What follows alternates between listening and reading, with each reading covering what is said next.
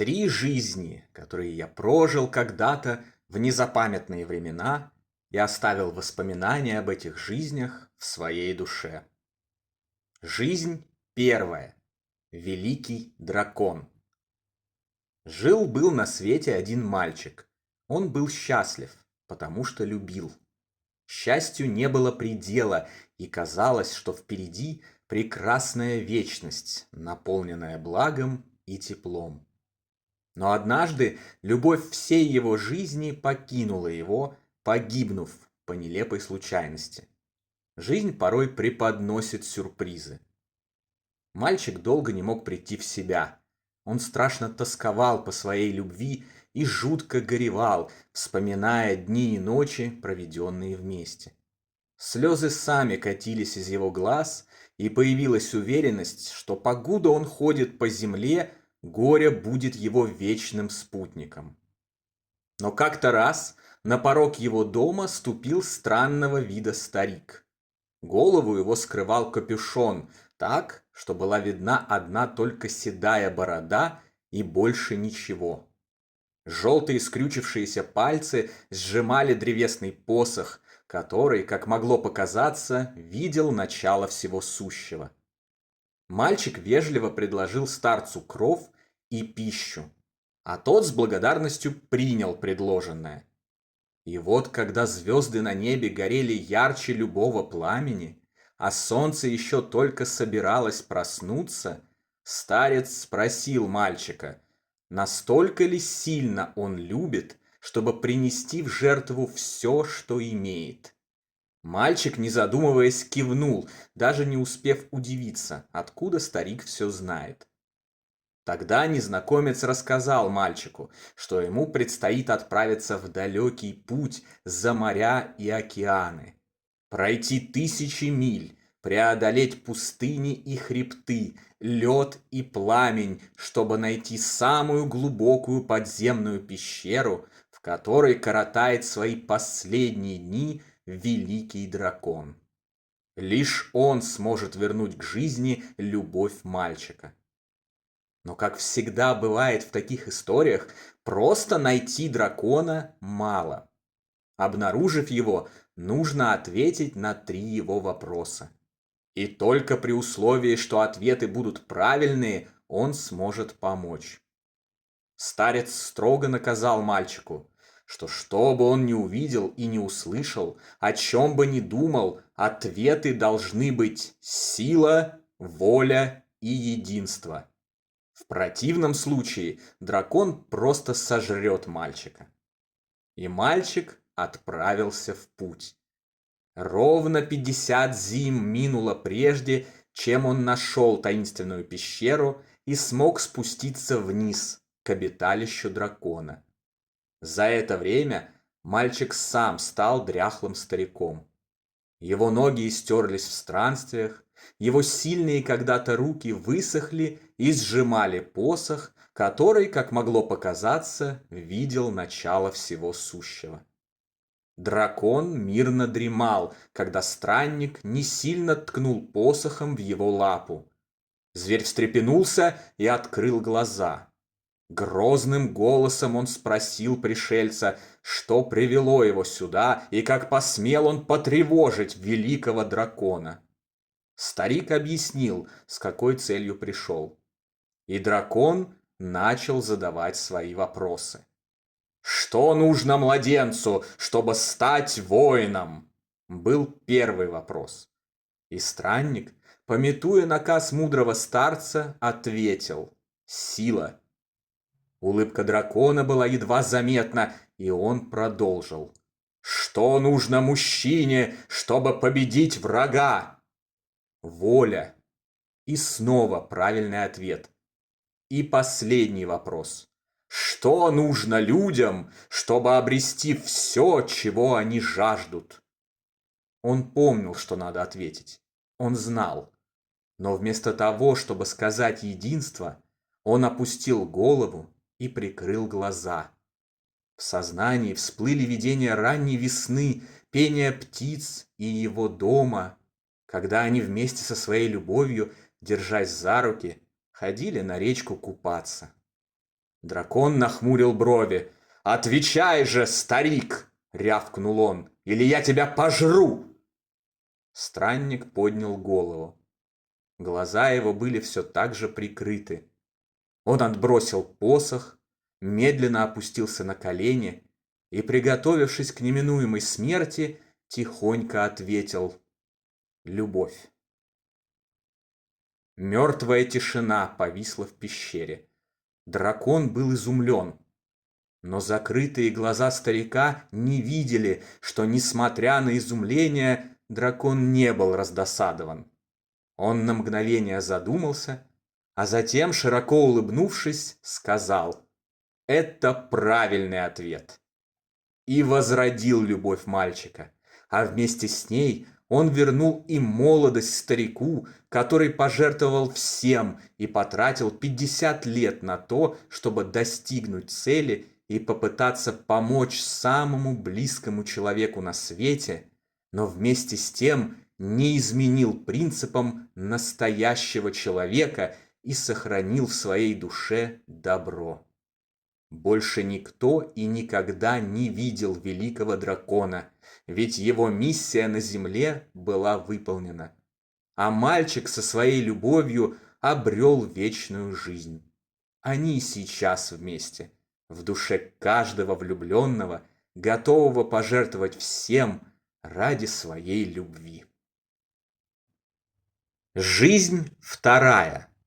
Яблоня. Один человек праведно жил свою жизнь, изо всех сил старался не грешить, вырастил 2 сыновей, воевал за свою страну, построил огромный дом, где потом долго и счастливо жили его дети, внуки и внуки их детей. И как-то однажды этот человек умер. Умер спокойно, в своей теплой постели. Открыв глаза, он какое-то время не мог понять, что происходит. Тело как будто болталось в вакууме. Белый цвет заливал все вокруг, и насколько хватало взгляда, ничего кроме него больше не было. Спустя какое-то время человек осознал, что висит посреди ничто. Здесь не было воздуха, но его тело не ощущало потребности в дыхании. Не было чувств. Не было ничего материального, просто огромное сплошное белое ничто. Человек долго не мог понять, что это такое, для чего и что теперь делать, и на него навалилась усталость. Он захотел спать. И как только он четко представил это желание, он тут же уснул. Проспал он долго, целую вечность. А когда проснулся, то снова не увидел вокруг себя ничего, кроме сплошного белого полотна. И тогда он захотел, чтобы здесь было что-то. Ну, хоть что-то, что можно потрогать, пощупать. Вдруг рядом с ним появилась яблоня. Человек так обрадовался, что захотел броситься и обнять дерево. Но он не мог этого сделать, так как все еще болтался в безвоздушном пространстве. Тогда он захотел, чтобы под ногами была земля, и она появилась. Человек подошел к дереву и приложился к нему.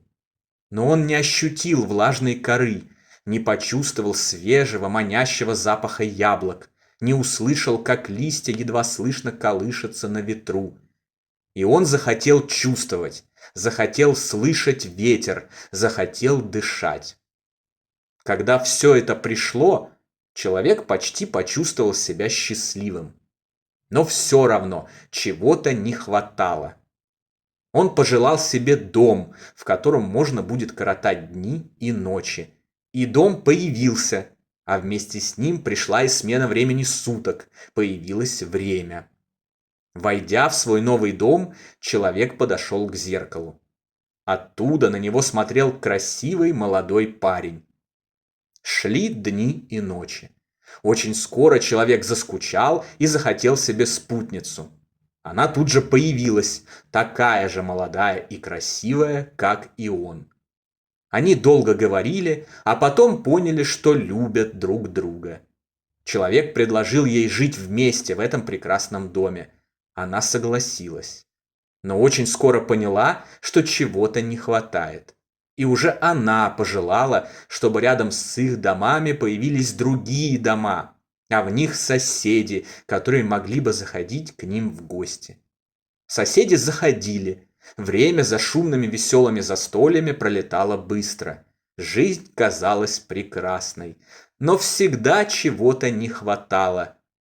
И все это что-то желали и получали. Так очень скоро посреди белого ничто раскинулся город с домами, дорогами, магазинами. А за ним еще один город и еще один. И совсем скоро никто уже не помнил, с чего это все началось. Никто не знал о существовании белого ничто. Вместо него теперь повсюду были города и городишки, леса и пустыни, моря и океаны. Люди жили обычной жизнью и со временем забыли о способности загадывать желания, моментально осуществляя их. Люди начали воровать, убивать, лгать и завидовать. И спустя какое-то время тот человек, который появился здесь первым, уже не мог отличить это место от того, из которого он ушел много лет назад. Видя все это, человек загрустил черной грустью. И последним его желанием было навсегда исчезнуть отсюда и забыть все. Желание мгновенно исполнилось. Человек исчез, как будто его и не было вовсе. Тишина накрыла место, с которого все началось. И только одинокая старая яблоня, стоявшая посреди небольшого двора рядом с таким же старым домом, помнила все. Но она не торопилась поведать людям историю появления этого места. Она ждала подходящего момента. Жизнь третья. Сон о грядущем. До моего слуха донеслось чье-то пение. Я понял, что проснулся, но открывать глаза не спешил. Пение было прекрасно. Мне представилась роскошная нимфа в звездных одеяниях, вальяжно прогуливающаяся вокруг золотой арфы и напевающая любимые мотивы. Открыв, наконец, глаза, я не сразу понял, где нахожусь. Это было побережье. Вода небесно-голубого цвета дразнила песок, накатываясь и убегая прочь. Приятный бриз врезался в волосы. Я огляделся. Впереди было только море, насколько хватало глаз. А позади себя я увидел огромный замок невиданной красоты с башнями, бойницами, с садами вокруг и рвом. Он был построен из синего отполированного, блестящего на солнце камня. Казалось, словно архитектор использовал частицы звездной пыли при строительстве. Весь комплекс строений производил такое неизгладимое впечатление, что простой смертный немедленно бы сошел с ума, увидев такое. Пение доносилось именно оттуда. Я снова бросил взгляд в сторону воды и увидел тебя. Как всегда безупречная, юная, красивая, как богиня. Хотя это сравнение было и неуместным, потому что именно богиней ты и являлась.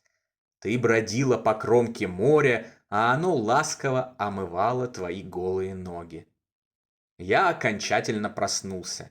Мы были богами этой реальности.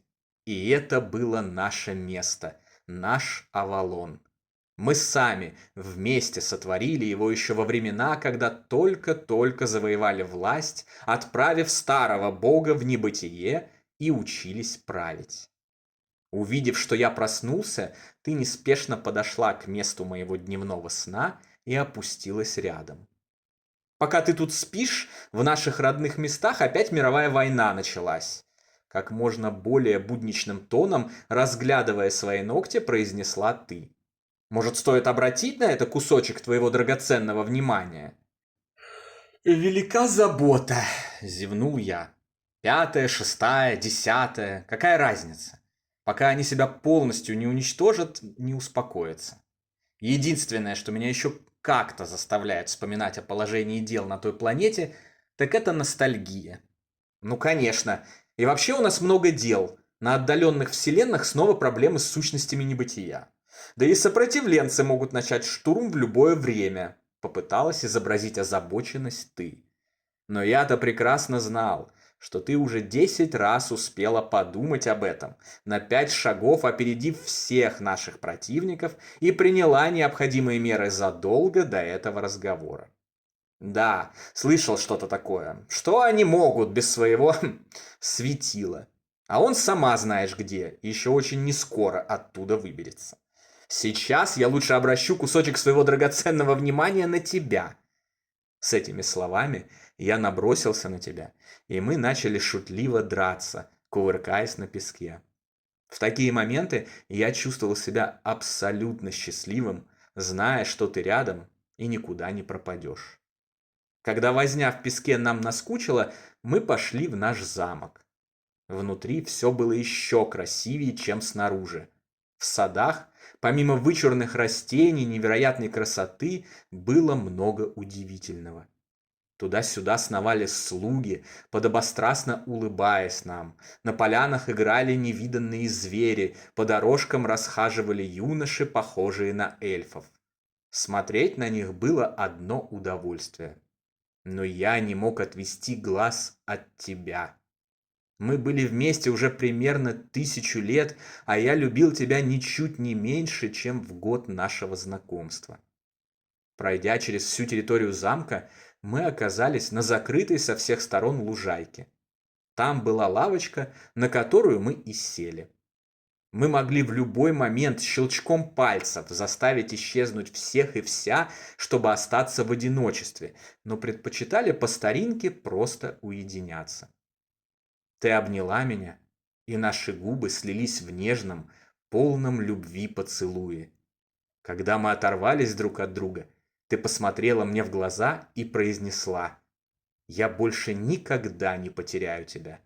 Эту вечность мы проведем вместе». И я поймал себя на мысли, что хочу этого больше всего на свете. «Говорят, вечность имеет свойство проходить очень быстро», — улыбнулся я. «Так не будем же тратить время зря».